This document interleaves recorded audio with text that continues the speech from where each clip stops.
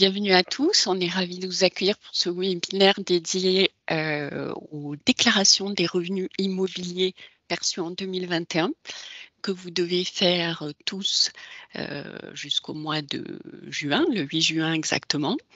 Je suis Céline Granier, je suis avocat fiscaliste au barreau de Paris. J'interviens sur des dossiers de conseil fiscal pour les entreprises et pour les particuliers sur des problématiques patrimoniales notamment. Et j'aide les particuliers à faire leur déclaration de revenus, leur déclaration d'IFI. Et ensuite, sur la partie contrôle fiscal, quand il y a des petits soucis avec l'administration fiscale, je les aide à obtenir des bonnes décisions. Voilà. Et toi, Ganaëlle, que fais-tu? Je suis avocat également au barreau de Paris. J'ai une clientèle d'investisseurs, de particuliers qui ont de l'immobilier, soit comme propriétaires, copropriétaires, bailleurs.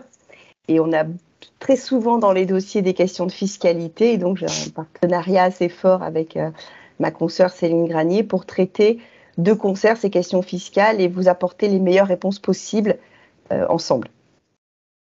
Voilà, écoutez, c'est parti. Je partage notre présentation.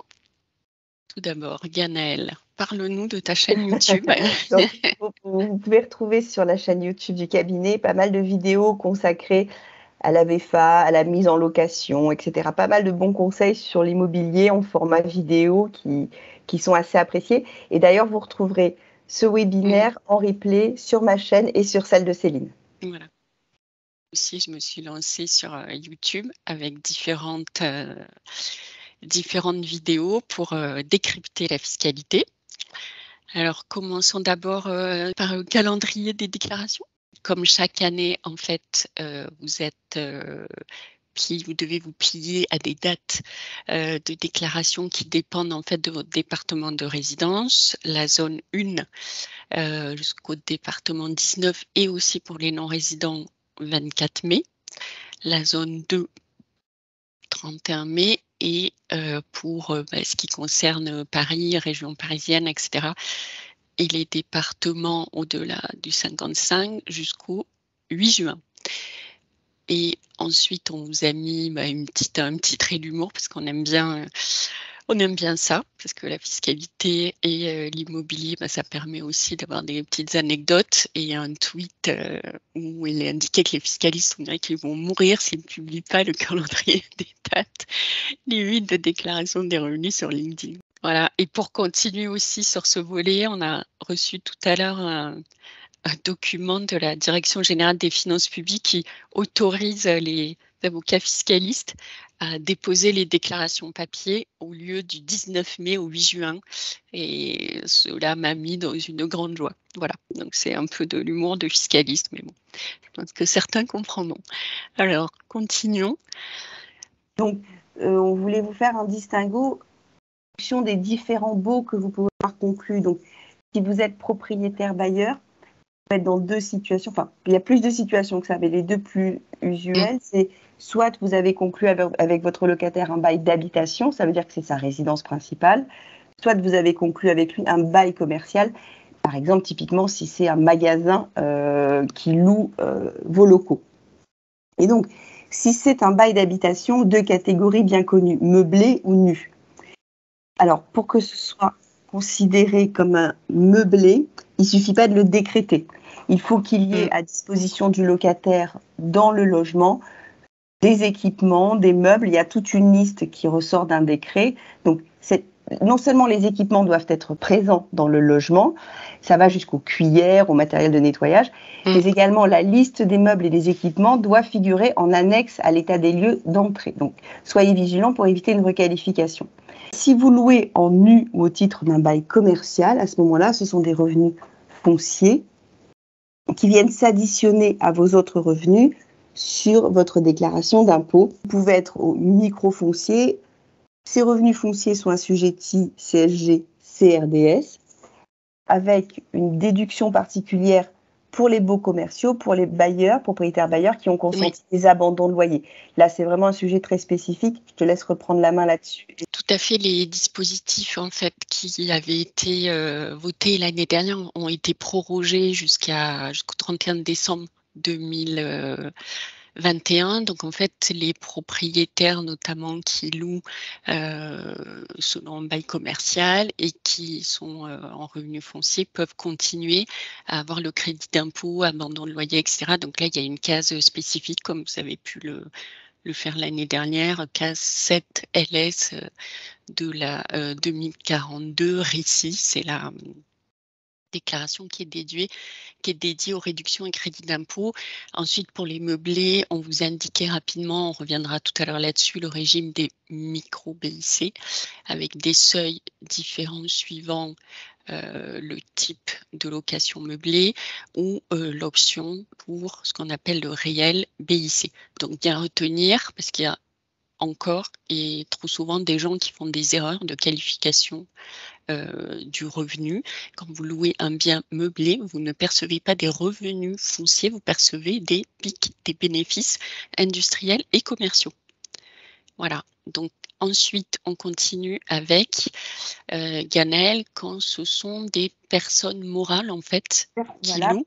Exactement, donc personne morale bailleur, ça peut être ce dont on a l'habitude, c'est-à-dire une SCI, Société Civile Immobilière, souvent familiale, ça peut être aussi une SARL, pourquoi pas une SAS. Dans ce cadre-là, vous allez avoir plusieurs options.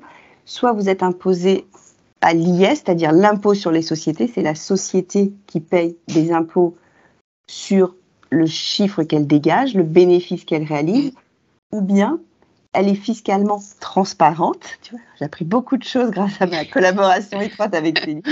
Et donc, les revenus de cette société ne sont pas imposés au niveau de la société, mais au niveau de ses associés. Je te laisserai détailler pour chacun de ces impôts. Oui. Et distinction aussi, vous pouvez opter, je crois, sous ta vérification, dès l'origine, et cette option, elle est immuable, pour la TVA. Oui, tout à fait. Donc l'option, en fait, pour la TVA, elle est possible en fait pour les immeubles qui sont destinés à un usage industriel, commercial ou de bureau. Donc en fait, vous allez facturer avec de la TVA, donc vous allez pouvoir déduire, récupérer de la TVA. En revanche, si vous louez un bien immobilier pour de l'habitation, dans ce cas-là, l'option à la TVA n'est pas possible. Voilà. Et l'option à la TVA est intéressante lorsqu'elle est possible, si par exemple il y a des travaux à réaliser. Oui, tout à fait. Ça permettra de récupérer le montant de la TVA sur ces travaux ou sur les frais d'agence par exemple. Oui, exactement. Et toujours par rapport aux revenus fonciers, donc quand vous êtes à l'impôt sur le revenu, donc soit SCI transparente, soit en direct, le poids en fait des prélèvements sociaux, CSG, CRDS, etc., qui est à 17,2%. Donc en fait, on a le revenu foncier qui est soumis à l'impôt sur le revenu, donc tout dépend de vos tranches d'imposition, et ensuite les 17,2% qui sont, on peut dire, un peu confiscatoires. Voilà. Alors ensuite, on continue. Donc là, on rentre un petit peu plus dans le détail. Donc, faire la dissociation avec LMNP, loueur en meublé non professionnel, et LMP, car il y a eu une grande réforme en fait depuis l'année dernière. Alors, loueur en meublé non professionnel. Vous allez être dans cette catégorie quand vous allez acheter un appartement que vous allez louer meublé pour une personne dont ce sera la résidence principale. Dans ce cas-là, vous serez en micro-BIC, donc vous avez un abattement de 50% sur ce que vous déclarez, ou bien si vous avez beaucoup de frais de travaux, etc., il est plus intéressant d'opter pour le régime réel BIC. Donc, on verra tout à l'heure l'avantage du réel BIC et notamment ce consiste en fait l'amortissement. D'ailleurs, on a une question très intéressante là-dessus. La particularité aussi, c'est que quand vous êtes en LMNP et que vous cédez le bien, vous réalisez une plus-value des particuliers et non pas une plus-value professionnelle. Ensuite, donc là, on vous a mis un gros warning, car quand vous êtes loueur en meublé professionnel, vous êtes depuis quelques années soumis, alors il y a les prélèvements sociaux déjà 17,2, mais aussi les cotisations sociales. Donc, loueur en meublé professionnel, vous allez l'être par principe quand vos loyers bruts dépassent sur une année 23 000 € et sont supérieurs à 50% des revenus professionnels du foyer et non pas de la personne qui est exploitante. Voilà, il faut bien faire le distinguo. Et dans ce cas-là, vous devrez remplir un certain nombre de conditions et puis vous affilier au régime social des indépendants et payer en plus ce qu'on appelle les cotisations sociales. Et ça s'applique aussi dans des cas de location de courte durée. Voilà, donc là-dessus, on voulait vraiment faire un focus sur ce point parce qu'il y a beaucoup de personnes aujourd'hui qui revendent des biens ou baissent des loyers dans la mesure du possible pour rester en LMNP ou sinon qui passent en société parce que les cotisations sociales, alors je vais vous dire autour de 20-30%, mais c'est vraiment un sujet crucial. Voilà. Donc là, il y a des arbitrages à faire. Alors, que vous soyez en micro BIC ou réel BIC, comment vous allez les déclarer? Alors, dans la catégorie des LMNP, donc vous allez sur votre déclaration en ligne, que vous avez peut-être fait ou vous attendiez le webinaire pour le faire. Donc, vous cochez d'abord les cases revenus de location meublée non professionnelle et vous rentrez les recettes brutes.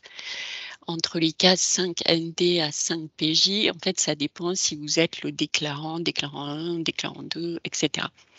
Et pensez bien, une fois que vous avez coché la nature des revenus, vous pouvez très bien aller sur le moteur de recherche en haut, qui est juste en haut, et vous tapez le numéro de la case. Voilà, ça vous simplifie un peu la vie.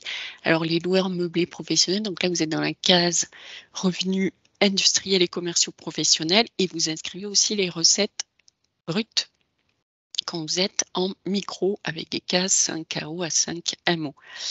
Voilà, et là, je vous ai indiqué aussi les numéros de cases parce qu'il faut faire les distinguos suivant que vous êtes en meublé tourisme, chambre d'hôte ou les autres meublés. Et là, il y a des cases spécifiques à remplir aussi pour les prélèvements sociaux de 17,2%. Ensuite, je continue. Quand vous êtes en réel BIC, c'est-à-dire que vous avez opté dès le départ ou pas, comment peut-on le déclarer? Alors, cette année, grande nouveauté, avant, vous aviez jusqu'au 1er février de l'année pour passer du régime micro, quand vous dépassiez les seuils, au régime réel. Et cette année, vous pouvez le faire jusqu'à la date de dépôt de la déclaration. Voilà. Donc là, vous passez par les services d'un expert comptable, car vous êtes en fait comme une entreprise, donc il faut faire un bilan, il faut remplir des tableaux spécifiques. Donc là, vous faites appel à un professionnel. En plus, vous pouvez adhérer à une association de gestion agréée, ce qui fait que vous avez une réduction d'impôts. Et en plus, les frais de l'expert comptable rentrent en charge. Donc, pourquoi s'embêter à faire des tableaux Excel tout seul? Voilà. Donc là, l'avantage en fait du régime réel BIC, c'est que en fait, on dit souvent que vous allez déclarer 0 parce que vous allez générer un déficit. L'intérêt en fait est que vous avez beaucoup plus déjà de charges qui sont déductibles que quand vous êtes en revenu foncier, parce qu'en revenu foncier, les charges déductibles sont limitativement énumérées et doivent respecter certaines règles, ce qui est beaucoup plus large et beaucoup plus souple en BIC. Bon, malgré tout, il faut qu'elle soit justifiée dans l'intérêt de l'entreprise et non pas disproportionnée. Et ce que vous pouvez faire, c'est déduire en fait les amortissements d'une partie du bien immobilier. et non pas du terrain, parce que le terrain, lui, ne se déprécie pas. C'est-à-dire que vous pouvez déduire en fait chaque année une partie de la perte de valeur du bien immobilier, et aussi des meubles que vous avez achetés pour meubler le bien. Alors cet amortissement, il faut distinguer, je fais rapidement sans rentrer dans le détail, mais l'amortissement comptable et ensuite l'amortissement fiscal. L'amortissement comptable répond à des règles strictes. On va parler notamment d'amortissement par composant, etc. Donc c'est pour ça que faire appel à un expert comptable est fortement recommandé. Et ensuite, vous avez l'amortissement fiscal qui, lui, est limité. Voilà. Donc, il est limité pour ne pas, en fait, que cet amortissement génère un déficit. Et un déficit trop important qui va se cumuler et qui va pas être justifié. Donc, tous les ans, en fait, vous allez déclarer 0, mais vous allez reporter sur une partie spécifique, en fait, ce déficit qui sera reportable d'une année sur l'autre. Voilà. Alors, Ganel, veux-tu prendre la main sur notamment la partie des charges déductibles? C'est une question qui va concerner spécialement les investisseurs. Donc, quelles sont les charges déductibles et notamment à l'occasion d'un achat en VFA? Donc, les frais d'acte, qu'on appelle souvent improprement les frais de notaire, parce que les notaires apprécient peu. Les intérêts et les frais liés à l'emprunt souscrit. Donc, ça peut être, par exemple, les frais de dossier, les frais de garantie. L'assurance emprunteur, la prime qui est payée mensuellement par l'emprunteur ou les co-emprunteurs. Également, les frais de procédure, typiquement lorsque vous avez besoin de faire appel à un conseil pour gérer un contentieux ou même du conseil sur cet investissement, le montant des honoraires vient en déduction du revenu foncier, quel que soit le mode de déclaration d'ailleurs, si j'ai bien compris ces explications précédentes. C'est surtout c'est pour le revenu foncier. Où là, c'est autorisé. Oui, en BIC aussi. Voilà. Mais en BIC, ça rentre dans le cadre du conseil des honoraires de la personne qui fait la comptabilité. Tandis que là, c'est vraiment... on nous a posé la question et c'est pour ça qu'on fait une réponse précise là-dessus. Tous les frais de procédure que vous allez engager quand vous avez un litige, notamment quand vous devez expulser un locataire, quand vous devez attaquer un promoteur immobilier, etc. Tout ça, ça s'appelle les frais de procédure et ça, vous pouvez les déduire. Voilà. Et alors, l'autre question, c'est à quel moment ces frais peuvent être déduits?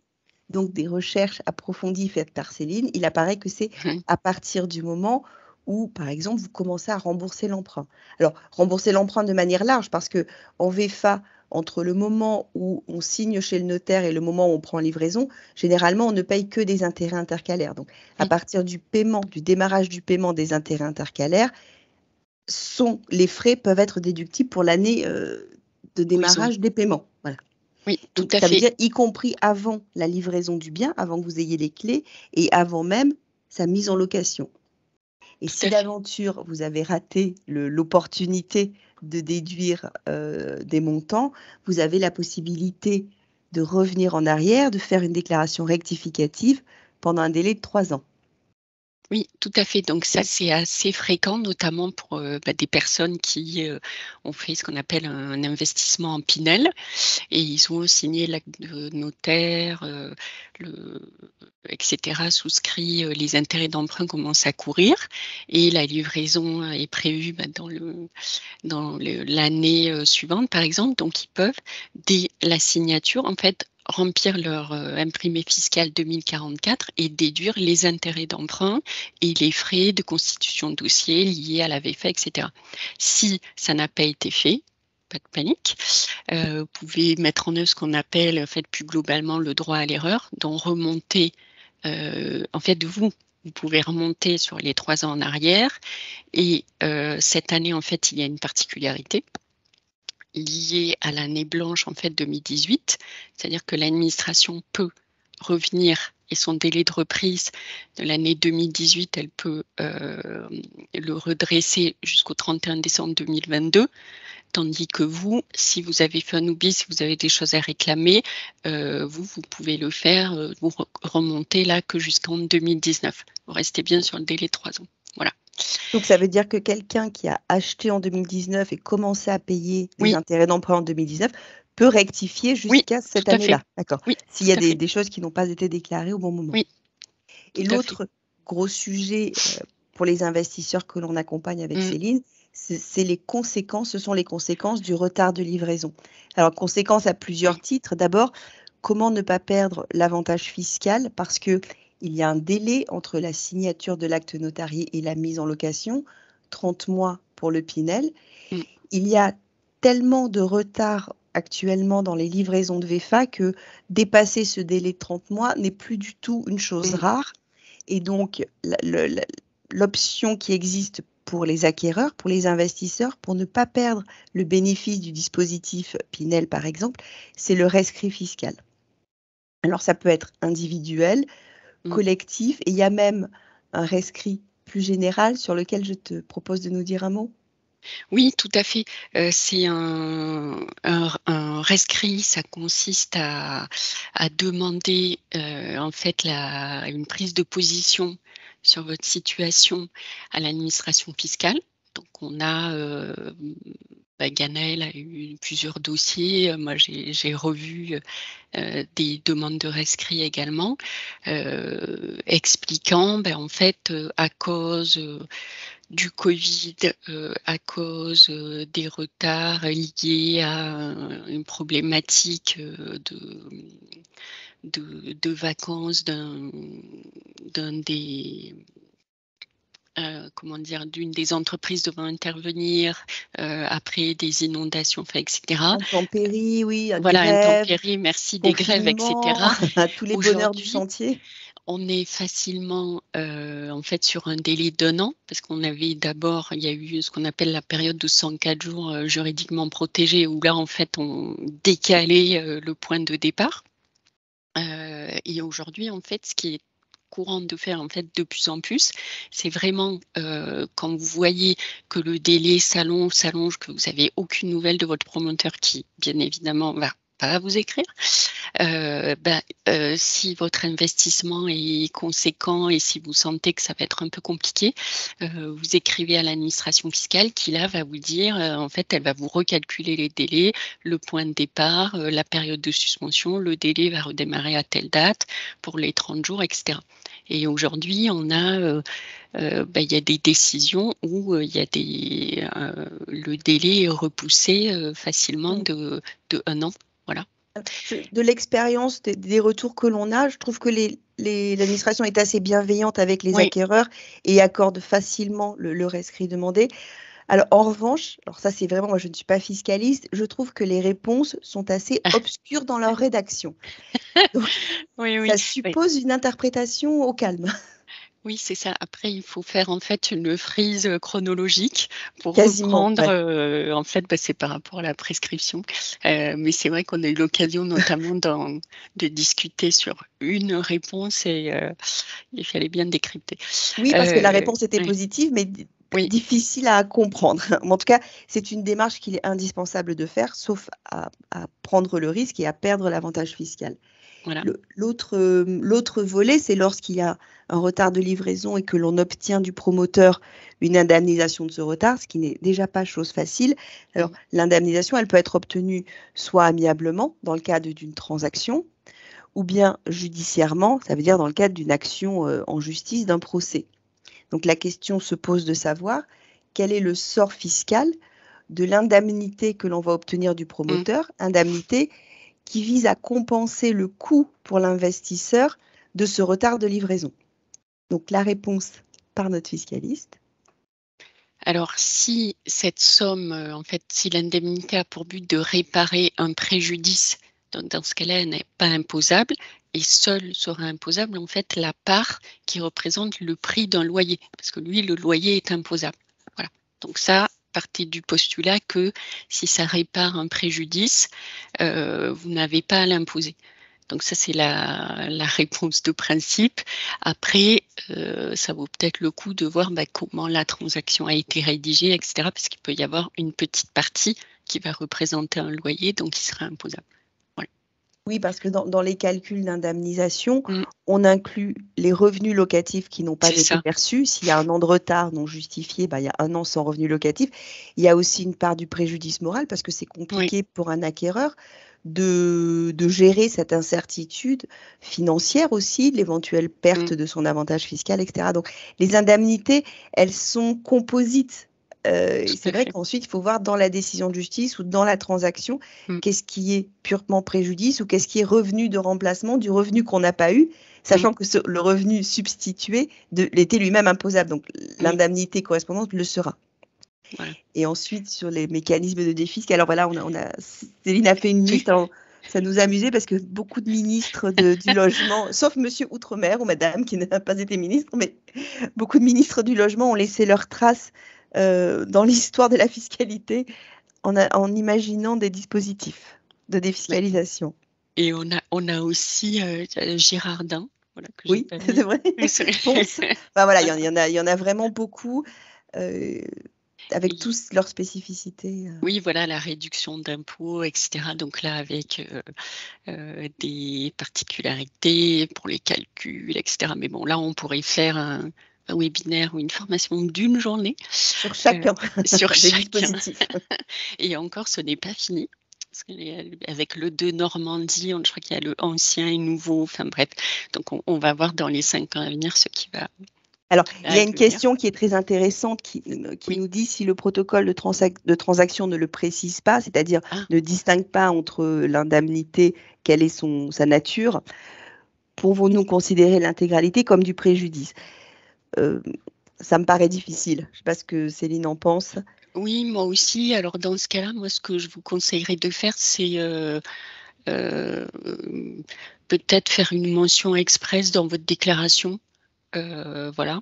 Ce qui permet, si vous avez un redressement fiscal, vous serez retoqué qu'avec l'intérêt de retard et vous n'aurez pas de majoration. Voilà. Et est-ce qu'il serait pertinent de panacher soi-même, c'est-à-dire de dire j'attribue 55% de l'indemnité que j'ai perçue comme retard, comme remplacement du loyer que je n'ai pas eu, et le reste en préjudice moral? Est-ce que c'est une option? Ça peut être une option. Après, bien sûr, tout dépend des sommes en jeu. Enfin, je suis pas en train de vous dire que si c'est des petits montants, on ne va pas les déclarer. Tout dépend des sommes en jeu aussi. Mais moi, je serais, prendre l'intégralité en préjudice moral me paraît audacieux. Un peu audacieux. Ouais, voilà. Donc à panacher peut-être. Ouais, à panacher. Comme vous avez été très, très efficace, très audacieux aussi sur les questions. On vous a préparé, on a repris vos questions en respectant votre anonymat, bien sûr, sous forme en fait de cas pratiques. Donc, le premier, on va dire, donc c'est un couple qui est pacsé, qui a 2 biens immobiliers. Alors, le premier bien a été acquis donc par les 2 partenaires, qui est loué en meublé classé et qui est géré par une conciergerie. Donc, on est en location saisonnière. Donc là, réflexe, régime fiscal, bénéfice industriel et commercial. Voilà. Le deuxième bien, donc hérité, donc c'est un héritage en indivision avec le frère de la personne et qui est loué là en location meublée à l'année. Donc déjà, si vous vous rappelez tout à l'heure, on n'est pas sur les mêmes plafonds pour l'amortissement, si on est en micro, voilà. Et on est sur du BIC aussi. Alors, la personne nous indiquait que sur la déclaration des revenus, alors sur le bien numéro 2, qui est en location résidence principale, donc visiblement, donc la personne déclare 50%, donc la moitié comme il est en indivision, de la somme des loyers perçus en se déclarant comme exploitant individuel. Alors, moi j'ai eu le cas et on s'est penché dessus avec un expert comptable parce qu'on a eu le sujet. Alors en fait, quand vous êtes en indivision sur un bien, la réponse qu'on a obtenue de l'administration fiscale, c'est que vous ne pouvez pas être en micro BIC. Vous devez être en réel BIC. Donc là, au vu des sommes en jeu et au vu, en fait, si je comprends bien votre question, si vous le déclarez en micro, je pense que vous pourriez vous rapprocher de l'administration fiscale, poser votre question dans la messagerie sécurisée et avoir une confirmation ou pas si dans votre situation, vous devez rester en micro ou opter pour le réel. Mais nous, la réponse qu'on avait eue, c'était que quand vous êtes en indivision sur un bien loué, meublé, donc à l'année, on va dire location meublée classique, vous ne pouvez pas être en micro BIC. Voilà. Et ensuite, le montant des loyers pardon, perçus. Quel que soit le montant des oui, loyers perçus. oui, ben, c'est bien la particularité. Le fait Voilà, d'être en indivision exclurait le c'est ça, micro-BIC. c'est ça. Donc là, rapprochez-vous de votre, par votre messagerie sécurisée, posez une question. Voilà. Ensuite, pour le bien numéro 1, alors là aussi, la personne déclare les revenus bruts et cela comprend la part facturée par la conciergerie, les frais de ménage, entretien, etc. Mais alors, si dans ce cas-là, ça ne peut pas être, si c'est du micro, si vous déclarez en micro, vous devez déclarer que les revenus bruts. Vous ne pouvez pas déclarer les revenus moins ce qui est facturé par la conciergerie, les frais de ménage, etc. Parce que ça rentre dans l'abattement. Oui, l'abattement d'office vient remplacer une Voilà, déclaration c'est ça. traditionnelle, recettes moins dépenses. Voilà, c'est ça. C'est pour ça que j'ai mis non. Il vous faut déclarer que les loyers bruts que la conciergerie vous facture, donc les 25%, ça, vous le déduisez pas de ce que vous déclarez. Voilà. C'est inclus dans l'abattement automatique. Oui, c'est ça. Après, je sais qu'il y a des mécanismes, en fait, des conciergeries, en fait, qui facturent de manière à ce que, c'est pas forcément très clair. Mais ça, à vérifier. Et c'est vraiment quand vous êtes en micro, c'est justement toute la question. Soit vous restez en micro parce que vous n'avez pas beaucoup de frais, etc. Donc ça reste avantageux et ça vous évite de rentrer dans une comptabilité. Soit ça n'est plus avantageux. Donc là, vous passez au réel. Voilà. Donc, est-ce qu'il y a des questions sur ce sujet ou est-ce Une question, c'est-à-dire qu'on oui. peut, quand on a des revenus fonciers, donc comme c'est le cas pour ce monsieur, donc un revenu foncier par débit, c'est-à-dire il y a des BIC, il y a des BIC au réel d'un côté, on peut cumuler du réel BIC pour un bien et du micro-BIC pour un autre. Oui, après il faut voir les montants. Alors déjà, j'ai pas parlé des, mais alors il faudra voir le montant, les 23 000 € après, suivant que vous soyez professionnel et les autres revenus du foyer. Mais là, en fait, c'est deux choses différentes entre le micro et le réel. Et ensuite, le fait d'être professionnel ou non professionnel. Mais ce qu'il y a, c'est qu'il y a au niveau du formalisme, en fait, quand vous êtes loueur meublé, vous faites une première déclaration pour vous immatriculer, ce qu'on appelle un P0I, où là, vous avez un établissement principal et après, vous avez un numéro SIRET. Et ensuite, pour chaque autre bien, vous déclarez des établissements secondaires. Donc là, il y a un formalisme à faire au greffe. Voilà. Alors, je continue. Second sujet, alors là, qui est important, en fait, qui concerne les travaux qui sont déductibles ou pas en matière de revenus fonciers. Ça, c'est toujours un sujet qui soulève beaucoup de questions, qui soulève des contrôles fiscaux, des contentieux. Parce que comment on apprécie la nature des dépenses qui vont être déductibles, donc les travaux d'entretien, de réparation et d'amélioration. Voilà, donc là, en l'espèce, en fait, une personne nous a soumis son expérience, donc suppression d'une cheminée. Donc la ligne 224, c'est celle qui concerne les dépenses déductibles des revenus fonciers sur notre imprimé 2044. Et cette suppression de cheminée va générer une légère augmentation de surface habitable. Alors, le principe est que les dépenses qui sont déductibles sont celles qui ne touchent pas au bâti et qui n'entraînent pas une augmentation de surface. Donc, a priori, la réponse serait non. Mais comme d'habitude, il faut raisonner, il faut voir au cas par cas et vérifier en fait la facture, exactement les travaux qui ont été faits, le devis, la facturation, etc. Parce que moi, quand je lis une légère augmentation de surface habitable, bon, ça peut ouvrir le débat, mais le principe en fait des travaux déductibles est celui-là. Pour faire un petit parallèle avec les BIC, là, quand vous êtes par exemple en régime réel BIC, que vous réalisez des travaux, ils sont amortissables. Ce qui fait que le régime BIC est quand même plus avantageux. Voilà. Alors, autre question, alors là qui est toujours un casse-tête chinois. Donc là, je vous ai mis le principe et on l'a retenu.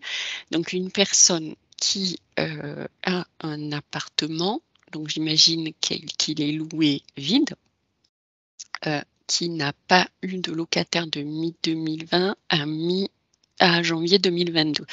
Donc, ce que je comprends, c'est qu'il a été mis fin au bail, enfin le départ du locataire a eu lieu en 2020. Donc, comment les choses se passent-elles au niveau des charges récupérables non récupérées? Alors, le principe est que seules les charges non remboursées par le locataire au 31 décembre de l'année de son départ sont déductibles. Alors, peu importe qu'elles aient été payées l'année où il a quitté les lieux ou les années ultérieures. En pratique, comment ça se passe? C'est que, en gros, si vous jouez en fait sur le dépôt de garantie, donc ce que vous allez garder d'un côté, vous n'allez pas le déduire de l'autre. Donc en fait, on admet qu'il y ait une compensation en fait avec le dépôt de garantie. Mais le principe, c'est que seules les charges non remboursées par le locataire au 31 décembre de l'année de son départ sont déductibles. Donc là, ce qu'il faudrait vérifier dans le cas d'espèce, c'est parce qu'il a été déclaré déjà en 2020, parce que dans ce cas-là, on ne pourrait peut-être pas le récupérer et voir en fait sur 2021 ce qui peut être déduit ou pas. Mais la solution la plus simple, si les calculs peuvent être compliqués, c'est de gérer ça avec le dépôt de garantie. Voilà. Et ça, c'est une question qui est souvent compliquée. Ganaëlle, y a-t-il des questions? Qu'en est-il d'une façade de copropriété qui a été repeinte, déductible ou non? Ah, alors ça, ce sont des charges de copropriété. La question viendra après, parce qu'elle a été retenue. S'il vous plaît. Voilà, un peu de suspense. Mais par rapport à ce que je viens de dire, donc sur les charges récupérables, non récupérées au départ du locataire, gardez en tête que vous déduisez ça si vous n'avez pas eu le remboursement au 31 décembre de l'année de départ. Donc Céline, par exemple, j'ai une question. Donc pour l'année 2021, pour cette personne, il n'y avait pas de locataire. Donc il n'y a pas eu de charge qui peut être remboursée par le... Donc il n'y a que des charges non remboursées. Voilà, et donc c'est pour ça que je me posais la question de vérifier ce qui avait été fait sur 2020. Parce que s'il n'y a pas eu de compensation, en gros, avec le dépôt de garantie et que le montant est important, peut-être qu'il faudrait faire une déclaration rectificative. Pour pouvoir effectivement déduire ces charges qui n'ont pas été remboursées. C'est ça, oui. Mais après, la question est toujours, il faut voir le montant des sommes en jeu. Parce que si c'est juste pour marquer 800 € sur une déclaration, ça ne va pas être très efficient. Ce que tu indiques régulièrement, c'est qu'effectivement, ces rectifications-là peuvent vous mettre un peu sous la loupe et entraîner des vérifications, mais par l'administration. Et donc, par exemple, pour 2021, ça veut dire que sans revenu foncier, on peut quand même déduire ces charges qui, par définition, n'ont pas été remboursées puisqu'il n'y avait pas de locataire. Bah oui. D'accord. Merci beaucoup. Mais moi, j'ai quand même fait la question de vérifier sur 2020. D'accord. Alors, la question est complétée il s'agit de gros travaux, donc pas à la charge du locataire. Donc là, vous parlez de charges qui ne sont pas récupérables. Parce que dans les charges de copropriété, oui, il y a des charges récupérables sur le locataire, celles qui sont, par exemple, qui ont trait à la consommation d'électricité dans les parties communes, à l'entretien des parties communes. Et il y a des charges, effectivement, qui sont non récupérables, notamment les gros travaux. Ah oui. Donc là, fiscalement, qu'est-ce qu'on peut dire sur ces charges non récupérables? Si on Elles peut peuvent pas donner lieu à déduction? si elles peuvent pas être imputées sur le locataire, on peut pas les imputer sur le locataire, donc on peut pas les déduire. Ok. Alors je continue. Ouais. Okay. Je peux intervenir? Ah oui. Oui. C'était sur la question des charges, sur la page précédente, hein, c'était sur la page précédente. Oui. Oui, voilà. Oui, donc ce qui s'est passé, c'est que donc le locataire est parti mi-2020. Ah, d'accord. Voilà, c'était l'appartement était en gestion dans une agence et l'agence n'a pas trouvé de locataire pendant 1 an et demi. Bon, j'ai fini par changer d'agence et là, elle l'a trouvé en quelques semaines. Alors donc, j'ai payé les charges pendant 1 an et demi. Oui. Bon, c'est sans commune mesure avec le mois de dépôt de garantie. Et voilà, donc, d'où ma question, est-ce que je peux déclarer, à cette ligne 225, les charges locatives payées pendant 18 mois, quoi. Normalement, en fait, c'est au 31 décembre de l'année de départ. Donc, s'il est parti en 2020, oui. Normalement, vous avez dû les déclarer sur la déclaration de l'année dernière. Je ne l'ai pas fait. Je l'ai pas fait. Est-ce que c'est trop tard? Vous pouvez déposer une déclaration rectificative. Et pour 2021, je peux les déclarer? Les 12 mois de charges locatives que j'ai payées en 2021. Mais c'est pas les charges que vous pouvez, c'est les charges de copropriété classiques. Oui. Ah voilà, oui, donc oui, parce que tout à l'heure j'ai pas compris l'action. Alors le problème c'est que quand un bien est pas loué, comme ça, c'est un peu compliqué parce qu'il faut que, en fait, vous puissiez prouver, en fait, que tout a été mis en œuvre pour pouvoir louer le bien, que des annonces ont été publiées, etc. Oui, c'est le cas. Oui, l'agence a publié des annonces, mais elle n'a pas trouvé de locataire pendant 1 an et demi. C'est ce qu'elle m'a dit, quoi. C'est le cas, d'accord. Donc, parce que là, ça peut,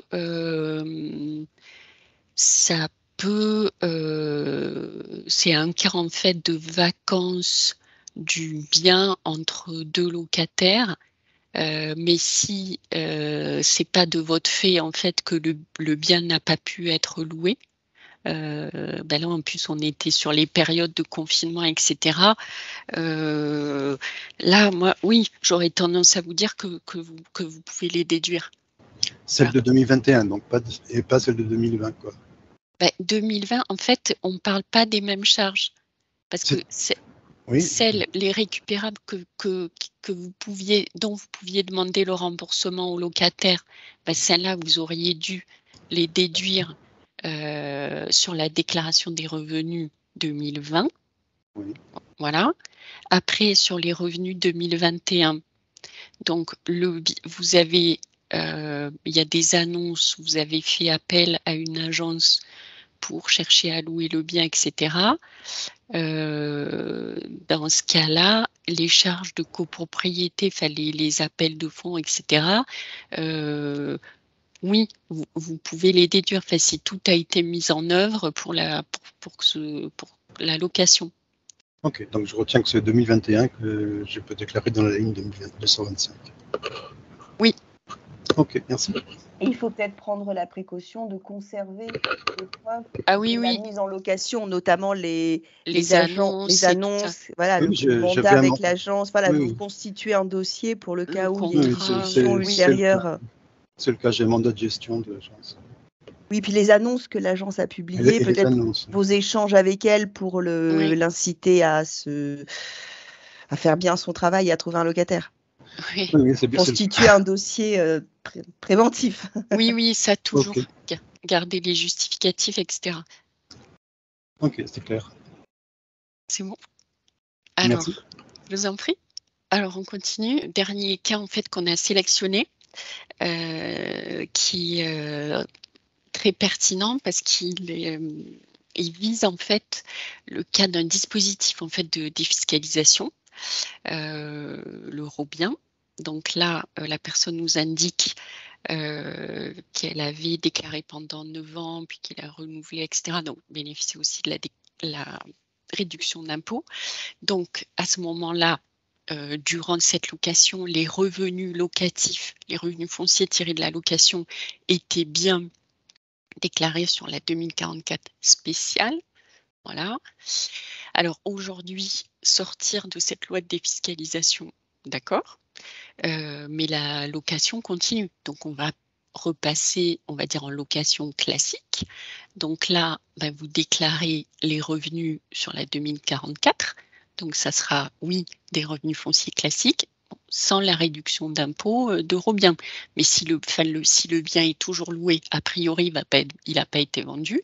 Donc, vous repassez en 2044 classique revenu foncier. Alors, que faire du reste du déficit non imputé? Est-il définitivement perdu? Donc, la réponse est non, parce que ce déficit, en fait, il était généré en fait par les revenus fonciers. Et le principe, c'est que un déficit, en fait, s'impute sur les bénéfices fonciers des 10 années à venir. Donc, ceux qui ont été générés depuis 2011 sont déductibles jusqu'en 2021. Et on impute d'abord les plus anciens. Donc, si, en fait, cette personne, il faut voir à la fin si chaque année, en fait, les déficits ont bien été reportés. Mais peut-être y a-t-il que des déficits sur 2020. Donc, dans ce cas-là, vous pouvez les imputer sur 2021 avec la règle des 10 700 € imputables sur le revenu global et le reste imputable sur les revenus de la même catégorie. Voilà. Donc non, les déficits ne sont pas imputés. Après, il y a la limite liée, alors c'est le dispositif COS, mais on n'est pas dans ce cas-là. Et après, le fait que il faut pas que le déficit soit généré par les intérêts d'emprunt. Voilà. Alors, l'appartement a été rafraîchi donc pour un montant de 5 000 €. Donc, vu le montant, moi j'en déduis qu'il s'agit de dépenses d'entretien, etc. Donc, sont-ils déductibles du revenu foncier? Oui. Bon, après, bien évidemment, il faut vérifier la facture et voir le détail. Mais en général, les prestataires, les personnes sociétés qui refont les appartements, etc., ont l'habitude et vous font des factures qui posent aucun problème en termes de déduction. Quand on parle de rafraîchissement, pour moi, c'est de la rénovation, c'est des embellissements. Oui, c'est pas du tout. œuvre. C'est juste, oui, c'est par exemple, c'est repeindre un coup de peinture entre deux locataires, voilà. Et si, parce que ça peut être le cas aussi, en fait, si vous avez fait des travaux entre deux locations, vous pouvez les déduire, même si pendant 2 ou 3 mois, le bien n'était pas loué. Voilà. S'il a été reloué après, si les travaux ont été faits pour la relocation. Et là, c'est là, après, dans la dernière partie, où on parle de la personne qui est intervenue tout à l'heure, le ravalement de l'immeuble. Donc là, la cote par 20 000 €. Cette somme sera-t-elle déductible de mes revenus fonciers ou amortissable sur combien d'années? Alors, si vous êtes en revenus fonciers, ça sera déductible, mais vous allez déduire, en fait, en revenu foncier, vous pouvez déduire ce que vous avez payé au titre d'une année. Si en 2021, sur votre quote-part, il y a eu un appel au titre des travaux de 5 000 €, vous pourrez déduire 5 000 €. En 2022, si vous avez un appel de 8 000 €, vous déduirez 8 000 €. C'est que si vous étiez en location meublée, donc là où on est dans la catégorie BIC, que là, les travaux seraient amortissables. Voilà. Est-ce qu'il y a des questions? Oui, donc il y avait un débat justement sur le la ravalement de façade. possibilité de déduire. Voilà. Oui, S'il oui, s'agit ça de c'est gros possible. travaux, voilà. Grosso modo, peut-être refaire un point, s'il te plaît, sur quels sont les travaux déductibles. Donc, les gros travaux, ceux qui touchent au bâti et qui permettent, à la double condition, qu'ils touchent au bâti et qu'ils permettent un gain en termes de superficie, ceux-là ne sont pas déductibles. Oui, c'est ça. Après, c'est vraiment le principe général. Après, il y a toute une liste, en fait, un tas de jurisprudence, etc. Et à chaque fois, enfin, il faut regarder au cas par cas, il faut regarder les factures. Voilà. Et des gros travaux dans une copropriété, alors le ravalement, alors, ça, déductible. Oui, ça c'est D'accord. Et qu'est-ce qu'on peut imaginer comme travaux dans une copropriété? Après, il y a il s'agit de travaux, donc pas l'achat. Alors, écoutez, je vais vous dire, j'ai le texte sous les yeux, sont déductibles. Alors, le traitement des bois contre les insectes, blabla, tout ce qui concerne l'amiante, remise en état de l'installation du chauffage central, remplacement de canalisation, d'éléments de radiateur, les travaux de remise en état de la toiture de l'immeuble, ravalement, crépissage des murs et réfection des peintures extérieures, remplacement de la chaudière du chauffage central, dépenses effectuées pour rendre une installation d'ascenseur conforme aux normes de sécurité et pour remplacer un ascenseur vétuste. Donc oui, donc là, il y avait une question sur est-ce que les travaux de toiture seront déductibles? Donc la réponse est oui. Et oui, voilà. Alors, je reviens sur cette question. Oui, les 20% on ne là. peut conserver que 20% du dépôt de garantie au moment du départ du locataire. Oui et non. Ça va dépendre quand même de l'état dans lequel il vous restitue l'appartement. Donc effectivement, normalement, vous avez 1 mois après le départ du locataire pour restituer le dépôt de garantie, sauf à encourir des pénalités. Mais si l'appartement vous est rendu dans un état qui n'est pas du tout identique à celui dans lequel vous l'avez donné, c'est-à-dire si la comparaison entre l'état des lieux de sortie et l'état des lieux d'entrée montre un très mauvais entretien, une dégradation du bien, la règle devient un peu différente. Alors oui, la personne indiquait 20% dans le cadre de l'appurement. Oui. C'est ce que tu viens de dire? Oui, oui. Mais vous pouvez garder plus que 20% s'il y a des dégradations locatives qui apparaissent au moment de l'état des lieux de sortie. Alors, j'avais une question sur les amortissements pour les LMNP en BIC. Oui, ça, en fait, j'en ai parlé tout à l'heure, mais c'est si vous voulez, vous déduisez, on pourrait faire 1 heure là-dessus, vous déduisez en fait une partie de l'immeuble sur une durée en fait qui est en général de 30 ans. Voilà. Et ensuite, vous faites pour le reste qu'on appelle les amortissements par composant. Mais là, c'est vraiment un sujet qui est comptable, donc qui dépend de la compétence d'un expert comptable. J'ai une autre question qui est comment remplir la 2044 spéciale. Voilà, spéciale, pardon, en tant que propriétaire bailleur ligne par ligne. Là, il nous reste vraiment, je pense, trop peu de temps pour pouvoir vous apporter une réponse là-dessus. Malheureusement, ligne à ligne, là, ça nous prendrait 1 heure. Oui. Peut-être une recommandation? Oui, sachez que en fait, les honoraires que vous allez verser un conseil pour remplir votre déclaration d'impôt, en fait, sont déductibles de excellent la déclaration des revenus fonciers. C'est un excellent conseil. J'ai encore une petite question. Oui. Bonsoir. Pourrais-je déduire de l'amortissement dans le cadre d'un investissement Pinel? Pinel, en fait, vous louez nu. Donc, en fait, vous n'êtes pas dans les BIC. Mais là, ce que vous allez déduire, en fait, c'est la réduction d'impôt qui part en fait qui est calculé à partir du prix de revient, etc. Donc c'est peut-être par rapport à ça que vous parlez d'amortissement. Voilà. En fait, il n'y a pas d'amortissement, mais il y a une réduction d'impôt sur les revenus tirés du Pinel. Oui, parce que le Pinel, vous allez vous engager au moment de l'allocation sur une durée de 6, 9 ans, etc. Et donc là, vous calculez une réduction d'impôt suivant la durée d'engagement qui est calculée sur la base du prix de revient du bien. Mais en soi, l'amortissement au titre, au sens BIC, l'amortissement au sens comptable et puis fiscal, ça, c'est pas possible puisqu'on est sur des revenus fonciers.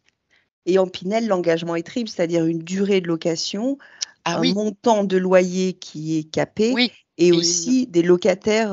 Ah oui, ça, il faut prendre l'engagement, vérifier l'avis d'imposition de votre locataire. Il faut que le locataire puisse bénéficier du Pinel. Et on a eu déjà des dossiers là-dessus où des gens, les locataires n'étaient pas éligibles au dispositif. Donc, grosse difficulté pour le propriétaire bailleur. Hein. Alors, je prends juste la dernière question. Alors, l'amortissement du bâtiment, oui, parce que quand le je Pinel, dis non.